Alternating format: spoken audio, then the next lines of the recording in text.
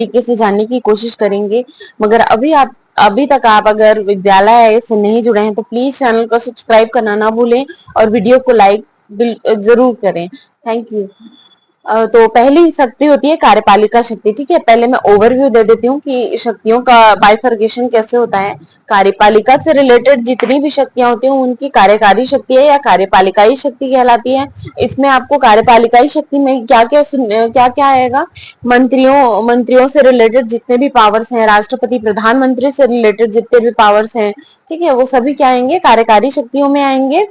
और साथ ही कैग से रिलेटेड, महान्यायवादी से रिलेटेड, ये सभी कार्यपालिका ही शक्ति में आती है। ठीक है, और वैसे ही विधायिका, संसद और राष्ट्रपति, विधायिका, संसद, लोकसभा, राज्यसभा, ये सब जहां पे आने लगेगा वहां पे विधायी शक्तियां हो जाती हैं। ठीक है, न्यायिक शक्तियां जो भी सुप्रीम कोर्ट से रिलेटेड उनके पास पावर्स हैं, जो भी क्षमादान की शक्ति, ये सब ये उनकी न्यायिक शक्तियां हैं। ठीक है, और वित्तीय शक्तियां में क्या आएगा, जितने भी फाइनेंशियल पावर्स होते हैं, जितने भी पैसे से रिलेटेड पावर्स होते हैं, आकस्मिक निधि, इन सब का पावर्स होता है, तो वो सभी राष्ट्रपति जी के पास होते हैं। ठीक है, तो वो सभी वित्तीय शक्तियां हो जाती हैं।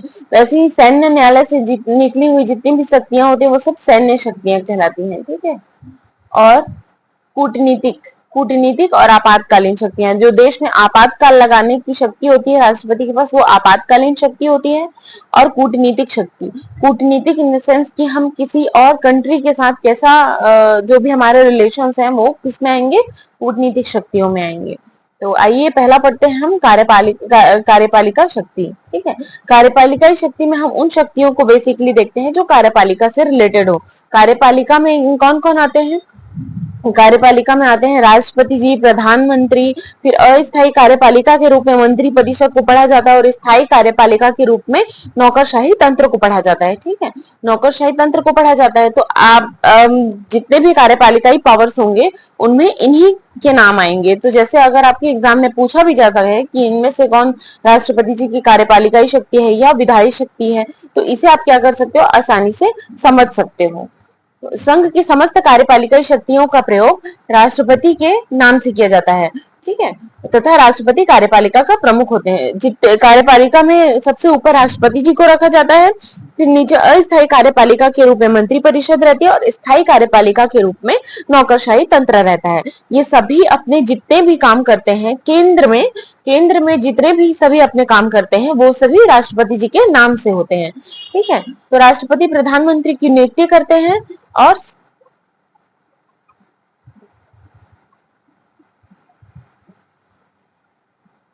आर्टिकल 74-75 क्या बोलता है कि राष्ट्रपति प्रधानमंत्री जी की नियुक्ति करेंगे तथा प्रधानमंत्री की सलाह पर अन्य मंत्रियों की नियुक्ति की जाती है। आर्टिकल 74। ठीक है, मंत्री राष्ट्रपति के प्रसाद पर्यंत अपने पद पर बने रहते हैं। क्यों? क्योंकि इनको इन्हीं की मतलब सलाह से क्या किया जाता है, राष्ट्रपति प्रधानमंत्री की नियुक्ति करते हैं और प्रधानमंत्री की सलाह से राष्ट्रपति अन्य मंत्रियों की भी नियुक्ति की है। ठीक है, तो नियुक्ति के साथ साथ पद मुक्ति का भी अधिकार इन्हीं के पास है, यानी राष्ट्रपति के प्रसाद पर्यंत सभी मंत्री अपने पद पर बने रहते हैं और राष्ट्रपति कार्यपालिका के कार्यों का संचालन और नियम विनियम बना सकते हैं। ठीक है, कार्यपालिका से रिलेटेड जितने भी नियम विनियम होते हैं वो सभी राष्ट्रपति के नाम से ही बनते हैं। ठीक है, हालांकि बनाते मंत्री परिषद और प्रधानमंत्री जी हैं, लेकिन नाम किनका आता है, राष्ट्रपति जी का, क्योंकि वो इनके मुखिया हैं। ठीक है, मंत्रियों के बीच कार्यों का विभाजन करते हैं। कार्यों का विभाजन मतलब विभागों का बंटवारा करते हैं। राष्ट्रपति प्रधानमंत्री से सूचनाएं मांग सकते हैं, राज्यपालों की नियुक्ति करते हैं, राज्यों में राज्यपालों की नियुक्ति करते हैं, केंद्र शासित प्रदेशों में प्रशासक की नियुक्ति करते हैं। हमको पता होना चाहिए कि केंद्र शासित प्रदेश जो यूनियन टेरिटरीज होती हैं, यहाँ पे नॉर्मली अगर हम दिल्ली पौंडीचेरी को छोड़ दें तो विधायिका नहीं होती है। ठीक है, और विधायिका नहीं होती है ना, तो केंद्र से राष्ट्रपति जी एक प्रशासक भेजते हैं जो उनके बिहाफ में वहां पे काम करते हैं। ठीक है, तो उन्हें क्या कहा जाता है, प्रशासक कहा जाता है। इनका नाम जगह जगह पे अलग अलग हो सकता है, जैसे कि दिल्ली के प्रशासक का नाम उपराज्यपाल है। राष्ट्रपति महान्यायवादी की नियुक्ति कर सकते हैं। ठीक है, महान्यायवादी राष्ट्रपति के प्रसाद पर्यंत ही अपने पद पर बने रहते हैं। वैसे ही कंट्रोलर एंड ऑडिटर जनरल की भी नियुक्ति राष्ट्रपति जी के द्वारा की जाती है। किसके द्वारा, हमने क्या क्या पढ़ा इसमें, हम एक बार सरसरी तौर पर देखेंगे। प्रधानमंत्री की नियुक्ति करेंगे और प्रधानमंत्री की सलाह से अन्य मंत्रियों की नियुक्ति करेंगे। राज्य के राज्यपालों की नियुक्ति करेंगे। ठीक है, मंत्रियों के बीच विभागों का बंटवारा करेंगे। मंत्री राष्ट्रपति के प्रसाद पर्यंत तक बने रहते हैं और संघ की समस्त कार्यपालिक शक्तियों का प्रयोग राष्ट्रपति जी के नाम से किया जाता है। आर्टिकल 53, ठीक है, आर्टिकल 53 ये कहता है कि राष्ट्रपति जी की कार्यपालक शक्ति है। फिर हमने क्या पढ़ा, राष्ट्रपति कार्यपालिका के कार्यों का संचालन के लिए नियम विनियम बनाते हैं। प्रधानमंत्री से सूचनाएं मांग सकते हैं, राज्यपालों की नियुक्ति करते हैं, केंद्र शासित प्रदेशों में प्रशासकों की नियुक्ति करते हैं और महान्यायवादी की नियुक्ति करते हैं, साथ ही साथ कैग की नियुक्ति करते हैं। राष्ट्रपति निम्नलिखित आयोगों, मतलब जितने भी आयोग होंगे, ठीक है, चाहे वो संवैधानिक हो या वैधानिक हो, सांविधिक हो, आयोग दो प्रकार के होते हैं बेसिकली। एक जिनका वर्णन संविधान में है, ठीक है, वो संवैधानिक संस्थाएं कहलाती हैं, संवैधानिक आयोग कहलाते हैं, और एक जिनका वर्णन संविधान में नहीं है वो वैधानिक संस्थाएं कहलाती हैं। ठीक है, वैधानिक आयोग कहलाते हैं। एग्जाम में अलग अलग करने के लिए आता है, तो आप इसको अच्छे से पढ़ना। ठीक है, संवैधानिक आयोग में क्या क्या आएगा, जैसे हमारा निर्वाचन आयोग क्या किसमें है, आर्टिकल 324 में है। ठीक है, वित्त आयोग है 280 में, यूपीएससी है, ठीक है, संयुक्त लोक सेवा आयोग है, अनुसूचित जाति आयोग है, एसटी आयोग, एससी आयोग, ओबीसी आयोग, ये सभी संविधान में उल्लेखित आयोग है। ठीक है, याद करना है, निर्वाचन आयोग हो गया, वित्त आयोग, यूपीएससी, ठीक है, संघ लोक सेवा आयोग, संयुक्त लोक सेवा आयोग, अनुसूचित जाति आयोग, मतलब एसटी एससी आयोग और ओबीसी आयोग करके याद रख लेना। ठीक है, एसटी एससी ओबीसी आयोग, ये सभी क्या है, इनका वर्णन संविधान में कहीं ना कहीं दिया गया है। फिर आते हैं वैधानिक आयोग। वैधानिक आयोग वो आयोग होते हैं जो संविधान में तो उल्लेखित नहीं है, लेकिन क्या होती है ये समय के साथ इनको अधिनियम के द्वारा बनाया गया है। ठीक है, जैसे मानवाधिकार आयोग, सूचना आयोग, महिला आयोग, अल्पसंख्यक आयोग, सतर्कता आयोग, इन सब का उल्लेख आप संविधान में कहीं नहीं पढ़ेंगे, किसी अनुच्छेद में इनके बारे में नहीं बताया गया है, लेकिन ये लोकहित में आवश्यक आयोग है, इसीलिए इनको अधिनियम बनाकर बनाया गया है। ठीक है, एक बार फिर देखते हैं, मानवाधिकार आयोग, सूचना आयोग, महिला आयोग, अल्पसंख्यक आयोग और सतर्कता आयोग। फिर साथ ही साथ क्या करते हैं राष्ट्रपति जी अंतर्राज्यीय परिषद का गठन करते हैं। अंतर्राज्यीय परिषद क्या होता है, ये 2 या 2 से अधिक राज्यों को मिलकर बनता है अंतर्राज्यीय परिषद। या सभी राज्यों के मध्य मतलब जितने भी अंतर्राज्यीय परिषद है उनके मध्य क्या होती है, ताकि समन्वय की भावना आ सके। अब आगे पढ़ते हैं विधायी शक्तियां। विधायी शक्तियां में हम क्या पढ़ेंगे, विधायी शक्तियों में हम लोकसभा, राज्यसभा से रिलेटेड या सांसदों से रिलेटेड जितने भी उनके पास पावर्स हैं, संसद से रिलेटेड जितने भी पावर्स हैं, सबको हम किसमें पढ़ेंगे, विधायी शक्तियों में पढ़ेंगे। ठीक है, राष्ट्रपति क्या करते हैं, संसद के सत्रों को आहूत करते हैं, उनका सत्रावसान भी कर सकते हैं। राष्ट्रपति संसद के सत्रों को आहूत करते हैं, उनका सत्रावसान भी कर सकते हैं। ठीक है, याद रखना है, राष्ट्रपति संसद के सत्रों को बुला सकते हैं, उनका सत्रावसान भी कर सकते हैं। राष्ट्रपति लोकसभा को भंग कर सकते हैं, राष्ट्रपति दोनों सदनों की संयुक्त अधिवेशन बुलाते हैं, आर्टिकल 108। ठीक है, ये है आर्टिकल 85।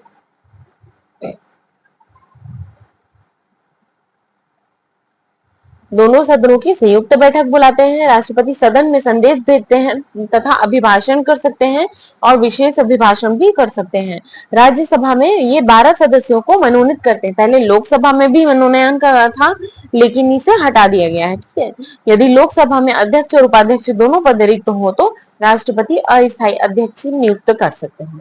ठीक है, लोकसभा में क्या हो, अध्यक्ष और उपाध्यक्ष अगर दोनों पद रिक्त हो तो क्या कर सकते हैं, ये अस्थायी अध्यक्ष नियुक्त कर सकते हैं। वैसे ही राज्यसभा में अगर सभापति और उपसभापति दोनों का पद रिक्त हो तो राष्ट्रपति वहां पे भी अस्थायी सभापति नियुक्त कर सकते हैं। याद रखना है, यहाँ पे राज्यसभा के सभापति के रूप में उपराष्ट्रपति जी रहते हैं। ठीक है, यदि लोकसभा में याद रखना है, ठीक है, सब एक बार में, राज्यसभा, लोकसभा, संसद से रिलेटेड जितने भी पावर्स होंगे वो सभी उनकी विधायी शक्तियां होंगे। सांसदों की अयोग्यता का निर्णय राष्ट्रपति लेते हैं। ठीक है, और चुनाव आयोग की अनुशंसा से लेते हैं। ठीक है, क्योंकि निर्वाचन आयोग ही ये डिसाइड करती है कि कौन अयोग्य है, लेकिन उसे क्या करना रहता है, अयोग्यता का निर्णय, जो लास्ट निर्णय है, अंतिम निर्णय, वो राष्ट्रपति जी लेते हैं। दिल्ली और पौंडीचेरी के सदस्यों की अयोग्यता का भी निर्णय राष्ट्रपति जी लेते हैं, सांसदों का। फिर कुछ विधेयक राष्ट्रपति जी की पूर्वानुमति से आते हैं, हमें याद रखना है। जैसे क्या होता है, धन विधेयक। धन विधेयक सबसे पहला कंडीशन ये होता है कि राष्ट्रपति जी उसको प्रपोज करते हैं, ठीक है। और नए राज्य का गठन का विधेयक भी ऐसे ही होता है, राष्ट्रपति जी प्रपोज करते हैं, फिर दोनों सदन आपस में मतलब इसमें पार्टिसिपेट करते हैं, जो भी बहस होती है, फिर जितने भी संबंधित या इफेक्टिव स्टेट्स हैं उनके पास ये भेजा जाता है। वो हाँ बोले या ना बोले कोई मतलब नहीं है, मतलब वो हाँ बोलते हैं तो भी ठीक है, ना बोलते हैं तो भी ठीक है, अंतिम निर्णय संसद का ही होगा, ठीक है। राष्ट्रपति की सहमति के बाद कोई विधेयक अधिनियम बन जाता है। ये तो बहुत अंडरस्टूड है। राष्ट्रपति जी की सहमति के बाद जैसे कोई भी अधिनियम बनाना होता है तो उनमें लास्ट सिग्नेचर राष्ट्रपति जी का ही रहता है। जब कोई विधेयक राष्ट्रपति के समक्ष आता है, उनके पास 3 विकल्प होते हैं। यहाँ पे आगे हम वीटो पावर्स पढ़ने वाले हैं, ठीक है।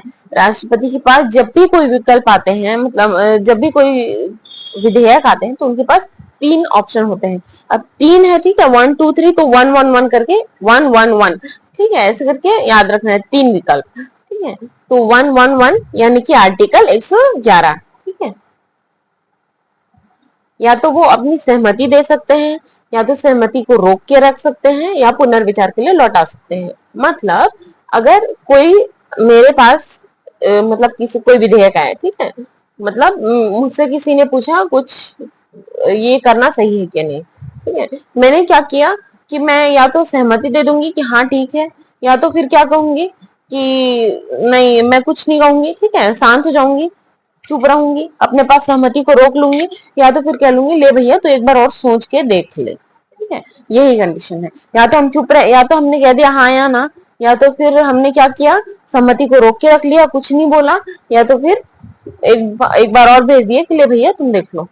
राष्ट्रपति अध्यादेश जारी कर सकते हैं, बिल्कुल जारी कर सकते हैं, ये उनकी विधायी शक्तियों में ही आता है। राष्ट्रपति अध्यादेश जारी करते हैं आर्टिकल 123 के तहत, ठीक है, 123 के तहत, आर्टिकल 123 के तहत राष्ट्रपति जी अध्यादेश जारी करते हैं। राष्ट्रपति कैग, यूपीएससी आदि प्रतिवेदन को संसद में पेश करते हैं। राष्ट्रपति ने निम्न केंद्र शासित प्रदेशों में शांति, विकास और अच्छे शासन के लिए नियम विनियम भी बना सकते हैं।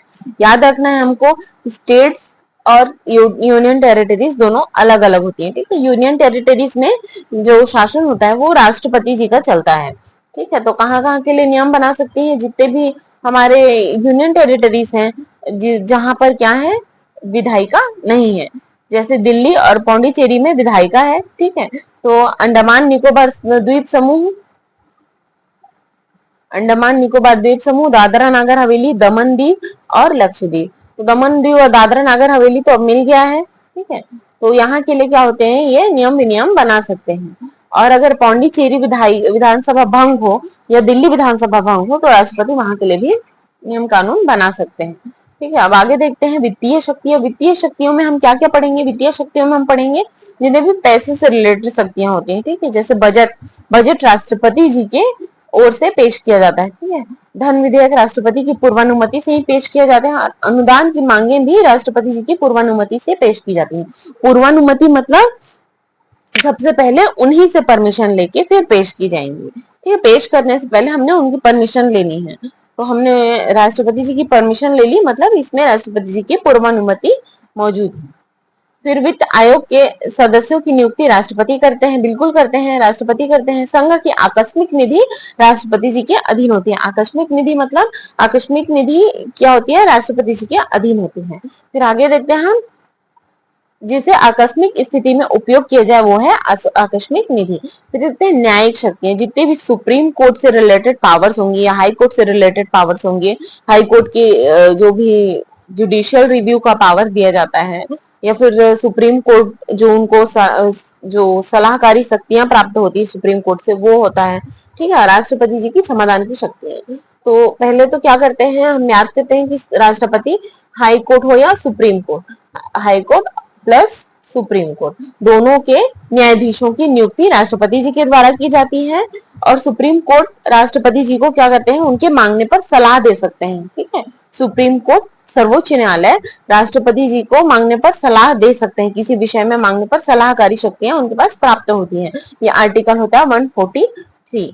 ठीक है, साथ ही साथ राष्ट्रपति जी को क्षमादान की शक्ति भी प्राप्त होती है। क्षमादान की शक्ति मतलब क्षमादान की शक्ति 5 प्रकार से होती है। ठीक है, एक तो हमने पूर्णतः क्षमा कर दिया। ठीक है, या तो आप अवधि को कम कर दो, या तो फिर सजा की प्रकृति बदल दे,